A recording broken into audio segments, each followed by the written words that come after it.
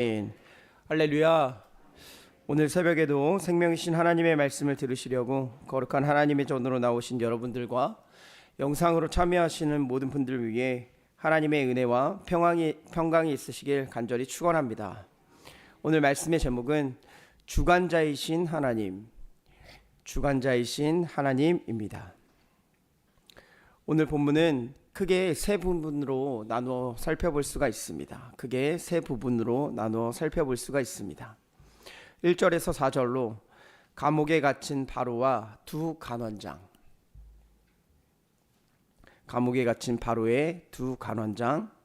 그리고 5절에서 19절로 두 간원장의 꿈과 요셉의 해석, 마지막 20절에서 23절로 성취된 요셉의 해몽으로 나누어져 있습니다. 지난 시간 우리는 창세기 39장의 말씀을 살펴보았습니다. 바로의 친위대장 보디발이 요셉을 노예로 사는 장면으로 시작하는 것이 바로 39장의 말씀이었습니다. 하나님이 요셉과 함께 하셔서 그의 범사를 형통하게 하셨다라고 39장 말씀은 기록하고 있습니다. 하나님이 요셉과 함께 하셔서 그의 범사를 형통하게 하셨고, 이를 보고 보디발은 요셉을 가정의 총무로 삼고 모든 소유를 이 요셉에게 의탁하는 모습을 보여주었습니다. 그런데 보디발의 아내가 요셉이라는 사람을 유혹하는 모습을 보여주고 있었습니다. 요셉은 하나님께 범죄를 지을 수 없다고 단호하게 거절하였고, 보디발의 아내가 요셉의 옷을 잡고 동침을 요구하자 요셉은 옷을 그 손에 버려두고 떠나 나가버리는 모습을 보여주었습니다. 여인은 집사람들과 자기 주인에게 요셉이 자기를 희롱했다고 고발하였고, 이 주인은 왕의 죄수를 가두는 옥에 요셉을 가두는 상황이 발생하게 되었습니다. 그러나 하나님이 요셉과 함께 하셨기 때문에 요셉은 감옥에서까지도 형통하였다라고 창세기 39장 말씀은 기록을 하고 있습니다. 그리고 나서 오늘 본문 창세기 40장의 말씀이 시작됩니다. 감옥에 갇혀 있던 요셉이 있는 곳에 바로를 섬기던, 애굽의 왕을 섬기던 두 간원장이 죄를 짓고 요셉이 있는 곳에 들어오게 되었습니다. 그들은 각자 꿈을 꾸었고 그 꿈의 뜻을 알아차리지 못해서 근심의 빛을 띠고 있는 모습을 나타내고 있는 것이 바로 창세기 40장의 말씀이었습니다. 그래서 요셉은 근심하고 있었던 간원장의 꿈들을 해석하여 줍니다. 요셉의 해몽대로 3일 후에 바로의 생일에 술 맡은 간원장이 바로에게 풀려나는 모습을 발견할 수 있으며, 떡 굽는 관원장은 사형을 처형하는 모습을 나타내고 있는 게 오늘 본문 40장의 말씀입니다. 그런데 마지막에 말씀에 보면 술 맡은 관원장은 요셉을 잊었다라고 말씀하는 것으로 오늘의 본문이 끝나고 있다라는 것을 살펴볼 수가 있습니다. 그렇다면 오늘 본문을 통해 하나님이 과연 어떤 분이신가, 주관자 하나님은 어떤 분이신가, 이런 것에 대해서 영적인 교훈과 기도의 제목을 삼고자 합니다. 첫째로, 주관자 하나님은 섭리로 다스리시는 하나님이십니다. 요셉의 삶을 살펴보면 우리가 흔히 말하는 형통의 대명사라는 아이콘이라는 것은 맞지 않아 보이는 것이 사실입니다. 형제들에게 시기와 미움을 받아 노예로 팔려가는 삶을 살았던 요셉, 또한 보디발의 집에서도 하나님의 섭리가 무엇인지는 모르겠으나 요셉의 상황으로 본다면 감옥에 억울하게 갇히게 되는 상황이 바로 요셉의 상황이었습니다. 그것이 39장까지 있었던 말씀이 바로 요셉의 상황이었다라는 겁니다. 그런데 39장의 말씀을, 후반의 말씀을 보니 요셉은 그곳에 감옥에서도 형통하였던 사람이다라고 성경은 기록을 합니다. 하나님은 요셉이 형통한 자다라고 말씀을 하십니다. 더욱 나아가 뭐라고 기록이 되어 있냐? 하나님이 요셉과 함께 하셨다라고 기록이 되어 있습니다. 죄송합니다. 요셉의 상황은 비록 감옥에 갇혀 억울한 상황 가운데 옥살이를 하고 있는 것 같이 보이지만 하나님께서 요셉과 함께 하셨고 요셉을 형통하게 하시고 계시는 ING의 믿음의 여정이 계속되고 있었다라는 것이었습니다.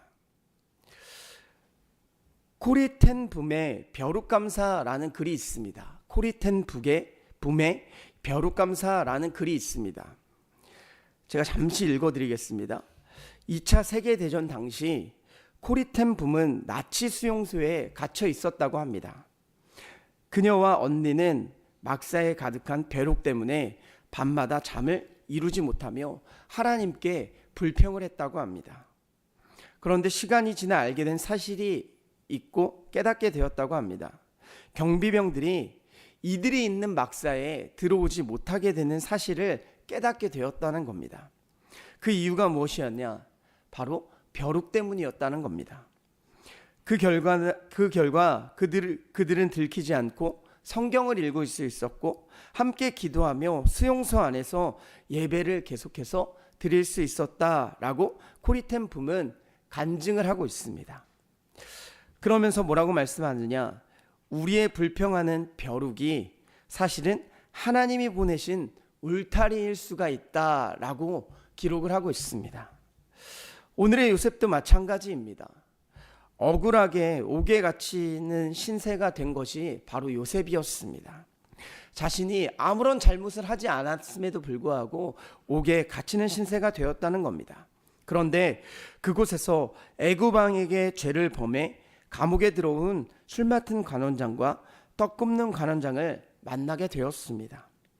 범죄자가 되어 갇힌 감옥에서의 우연한 만남 같지만 하나님이 주신 귀한 만남의 섭리였다는 겁니다. 이 만남은 중요한 실마리가 되는 역할을 하고 있습니다. 요셉이 총리로 가는 역할을 해주고 있는 사람을 바로 이 감옥에서 만나게 된다는 겁니다. 요셉이 노예 신분인데도 불구하고 왕의 죄수들이 갇히는 감옥에 갇히는 것이 어떻게 우연이 되겠습니까? 세상의 사람들은 이런 상황을 우연이라고 말할 수도 있을 것입니다. 그런데 하나님의 주인으로 믿고 살아가는 우리들에게 이 말씀은 우연이 아닌 것입니다. 하나님의 섭리라는 것입니다. 그래서 40장 1절의 시작이 그 후에라는 말씀으로 시작을 하고 있습니다. 그 전의 내용은 하나님이 함께 하시는 요셉에 관한 말씀이었습니다. 하나님이 함께 하시니 형통한 사람이 되었고 비록 지금은 감옥에 갇히는 신세가 되었지만 하나님의 섭리 안에 요셉은 더욱 단단한 믿음으로 성장을 하고 있는 것을 보여주고 있는 것이 바로 오늘 본문이라는 겁니다. 성경을 보면 이해가지 않는 부분들이 많이 있을 수 있습니다. 왜 사랑하신다고 하면서 고난이 있고 또한 핍박과 환난, 성경의 인물들에게 일어나고 있는지에 대한 생각을 할 수가 있게 됩니다. 하지만 하나님의 구원의 섭리 역사 안에서 살펴본다면 이들의 삶에는 항상 하나님의 섭리가 있었다라는 것이었습니다. 아브라함도, 이삭도, 야곱도, 오늘의 본문에 이스라엘의 족보를 잇고 있는 요셉도 마찬가지였습니다. 사랑하는 여러분, 우리가 누리고 있는 모든 것이 나의 힘과 공로로 얻었다고 생각하지 않으시길 바랍니다. 하나님의 자녀인 우리들은 구원과 은혜를 얻을 수 있는 것이 우연이 아니었다는 겁니다. 나의 공로 때문도 아니었습니다. 바로 하나님의 계획과 섭리의 결과로 우리는 은혜와 구원을 얻을 수가 있었습니다. 하나님은 매 순간순간 우리들의 모든 삶과 환경과 만남 가운데 간섭하시고 역사하시는 하나님이시라는 것을 꼭 기억하시길 바랍니다. 그리고 믿음으로 살 수 있도록 요셉처럼 함께 하셔서 인도하여 주시는 분이 바로 하나님이십니다. 우리는 그렇기 때문에 우리의 삶이 하나님의 섭리 안에 있다는 것을 꼭 기억해야 합니다. 그분의 주권과 사랑을 인정한다면 현재의 상황이나 만남 속에서 하나님이 이루실 역사에 기대하며 감사할 수 있기 때문입니다. 오늘도 하나님의 섭리 안에서 살아가셔서 하나님의 놀라운 계획을 이루어 나가시는 사랑하는 광림의 권속들이 되시길 간절히 축원합니다. 둘째로 모든 만물의 주권자가 하나님이십니다. 모든 만물의 주권자가 하나님이십니다. 요셉이 있던 감옥에 술 맡은 관원장과 떡 굽는 관원장이 옥살이를 하게 된 후 얼마 동안 두 사람이 동시에 한날에 한 꿈을 꾸게 됩니다. 그런데 그 내용이 동시에 같은 날에 꿈을 꾸었지만 다른 내용의 꿈을 꾸었다라고 성경은 기록을 하고 있습니다. 6절 말씀입니다. 아침에 요셉이 들어가 보니 그들에게 근심의 빛이 있는지라. 7절 말씀, 요셉이 그 주인의 집에 자기와 함께 갇힌 바로의 신하들에게 묻되 어찌하여 오늘 당신들의 얼굴에 근심의 빛이 있나이까. 이 두 간원장이 꿈을 꾸었는데 그 꿈을 꾸고 나서 6절과 7절 말씀에 보니 둘 다 근심의 빛을 띠고 있었다라고 성경은 이야기합니다. 요셉이 아침에 일어나 보니 꿈을 해석하지 못하여 근심의 빛이 있었던 두 간원장의 얼굴을 살펴볼 수가 있었습니다. 6절의 근심의 빛은 히브리어 조아핌이라는 단어로 해석이 됩니다. 곤란하고 시리에 빠지다라는 의미를 담고 있습니다. 또한 7절에서의 근심의 빛은 라임이라는 단어를 사용합니다. 나쁜, 악한, 슬픔을 나타내고 있는 단어였습니다. 해석하면 얼굴이 슬프거나 나쁘다라는 것을 의미하는 단어가 바로 오늘의 말씀이었습니다. 두 간원장 모두가 꿈을 꾸고 이것이 무엇인지를 궁금해하면서 또한 한편으로는 시리에 빠져 나쁜 얼굴을 하고 있었다라고 성경은 기록을 하고 있습니다. 어떻게 보면 걱정과 두려움 또한 그것에 휩싸여 있다는 것을 살펴볼 수가 있는 단어가 바로 오늘 근심의 빛이라는 단어였습니다. 지금 두 간원장은 왕의 최측근에서 왕을 보필하던 사람이었습니다. 그런데 어떤 잘못을 저질렀는지는 모르겠으나 지금의 상황으로 본다면, 현실의 2025년의 상황으로 본다면 대통령의 비서실장 격의 관직에 있던 사람들이 옥에 갇히는 신세가 되었다는 겁니다.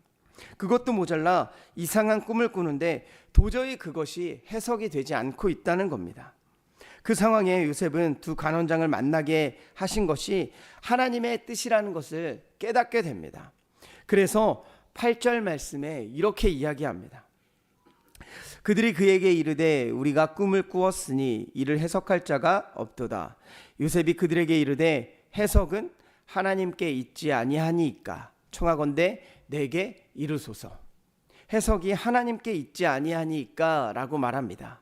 너무나 당연하다는 듯이 확실한 믿음을 가지고 해석이 하나님께 있다라고 말씀을 합니다. 그리고 그들의 꿈을 듣기 시작합니다. 아이러니하게 요셉은 12년 동안 꿈 때문에 지금 고난의 상황을 겪고 있던 사람이 바로 요셉이었습니다. 아직도 그 현실은 암울한 상황이 맞습니다. 그런데 하나님께 꿈의 주권이 있으니 너희들의 꿈을 해석해 주겠다라고 요셉은 당당히 말하고 있는 것을 볼 수가 있습니다. 요셉은 12년이라는 긴 시간 동안 더욱 확실해지고 있는 믿음의 시간을 보여주고 있다는 겁니다. 이 확실한 믿음에 관원장들은 요셉에게 꿈을 말하기 시작했습니다.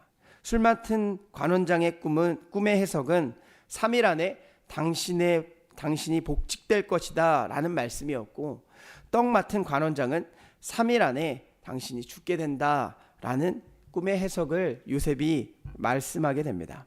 그리고 3일째 되던 날 20절 말씀입니다. 제3일은 바로의 생일이라 바로가 그의 모든 신하를 위하여 잔치를 베풀 때 술 맡은 관원장과 떡 굽는 관원장에게 그의 신하들 중에 머리를 들게 하니라. 요셉이 말한 꿈의 해석은 정확하게 맞춰진 것을 볼 수가 있습니다. 역시 하나님의 해석이 완벽하게 맞아 들어갔다는 겁니다. 사랑하는 여러분, 꿈을 주시는 분도 하나님이시고 꿈의 해석도 하나님께서 주관하고 계시다는 것을 믿으시길 바랍니다. 아니, 더 나아가 모든 만물의 미래를 다 아시는 만물의 주관자가 바로 하나님이시다라고 성경은 기록하고 있습니다. 그래서 하나님만이 해석할 수 있으신 것이었습니다.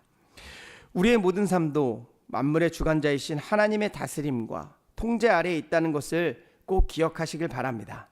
그분의 다스림 안에 있다면 그곳이 감옥이든 광야든 상관없이 우리는 두려워하지 않게 될 수가 있습니다.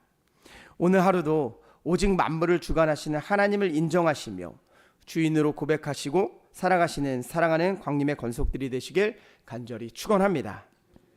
끝으로 기억하시는 하나님이십니다. 기억하시는 하나님이십니다.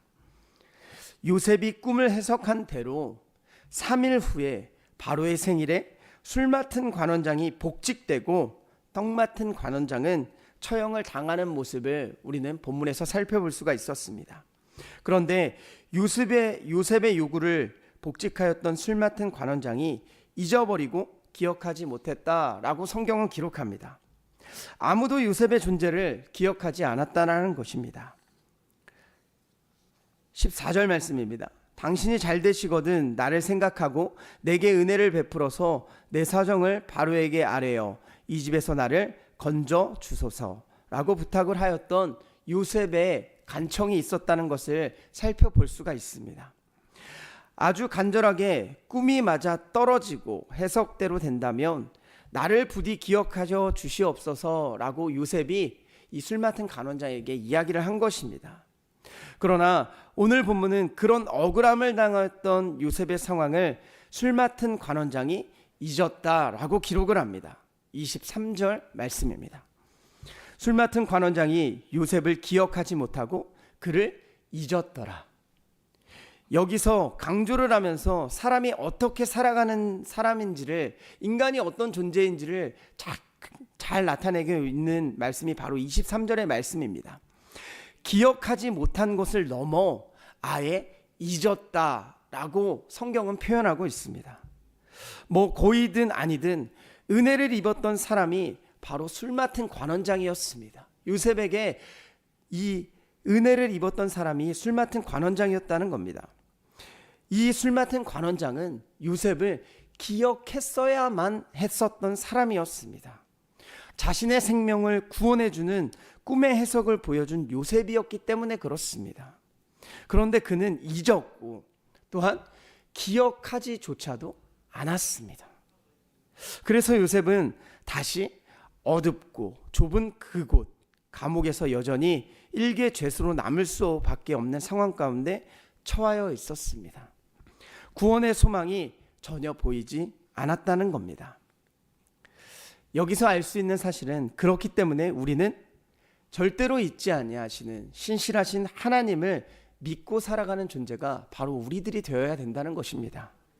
사랑하는 여러분, 사무엘상 1장의 말씀에도 한나의 기도라는 말씀이 나오고 있습니다. 사무엘을 출생하기 위하여 자신을 온몸으로 하나님께 몸부림치며 기도하는 한나의 모습이었습니다. 그 기도의 내용 중 하나님께서 기억하여 주시사라는 말씀이 나오고 있습니다. 그리고 그 결과로 하나님은 한나의 모습을 기억하셨다라고 말씀하시며 기도의 응답의 결과로 보여준 것이 바로 사무엘의 출생이었습니다. 하나님은 그렇게 신실하게 우리가 기도하는 것에 대해서 잊지 아니하시는 하나님으로 우리를 기억하시는 하나님이시다라고 성경은 기록하고 있습니다. 내가 어디에 있든지 무엇을 하든지 하나님께서 지켜주시고 보호하고 기억하신다라고 성경은 말씀합니다. 우리는 그렇기에 세상을 손에 붙잡고 살아가는 것이 아니라 하나님의 손을 붙잡고 나를 잊지 않고 기억하시는 하나님을 붙들고 살아가야 되는 것을 꼭 믿으시길 바랍니다. 오늘도 주님께서 내밀어 주신 손을 붙잡고 나를 기억하여 주시는 하나님과 동행하시는 사랑하는 광림의 권속들이 되시길 간절히 축원합니다. 기도하겠습니다. 사랑과 은혜가 풍성하신 하나님, 오늘도 거룩한 하나님의 제단으로 올라와 하나님의 말씀을 듣게 하여 주시고 또한 하나님의 말씀을 통해 영적인 깨달음을 주심에 감사를 드립니다. 주권자이신 하나님, 섭리로 나를 다스리시고 또한 요셉을 다스렸던 하나님을 기억하게 됩니다. 모든 만물의 주권자이시고 나를 잊지 않고 기억하시는 하나님이 있기에 그 하나님께 기도하며 나아가는 우리들의 모습 가운데 하나님 응답하여 주시옵고 모든 기도를 들어주시고 우리들의 삶을 하나님께서 윤택하게 만들어 주시옵소서. 오늘 주님께서 베풀어 주신 은혜와 사랑을 기억하며 마음과 정성을 다해 예물들을 드린 손길들이 있습니다. 간절한 마음에 소원을 드린 감사원금 11조 1,000번째로 주님 앞에 예물을 올려드리오니 우리의 기도에 응답하여 주시옵고 하늘의 신령한 복과 땅의 기름진 복으로 충만하게 채워 주시옵소서. 또한 몸과 마음과 영혼이 아픈 환우들이 있습니다. 성령님께서 아픈 분이 친히 안수하여 주시고 주의 능력이 나타나 깨끗하게 회복시켜 주시옵소서. 그렇게 하실 줄 믿고 감사드리며 사랑이 많으신 예수 그리스도의 이름으로 간절히 기도드리옵나이다. 아멘.